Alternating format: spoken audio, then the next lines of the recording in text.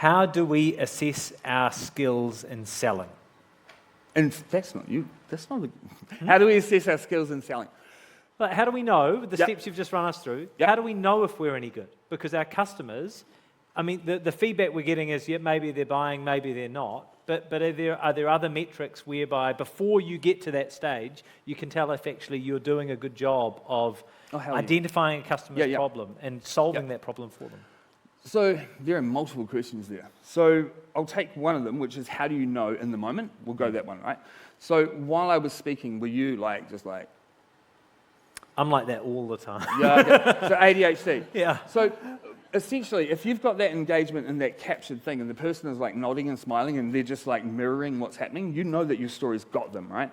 But the key part being is with those stories, the empathy is coming through. They literally, as I was talking to a table over here, they're like, do you like peek through my windows at night and stuff? Because you know something about me that other people don't know and understand. And you know that because you've fleshed that information from your clients, from your customers. They're telling you the problems all the time and the depth of them. You know, sometimes they're telling you that some of these problems might run into a breakdown in a marriage.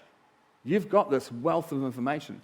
So how do you know it's working? Well, people are just saying, shut up and take my money, essentially, effectively.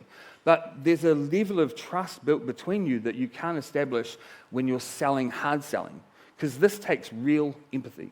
Yeah. Yeah.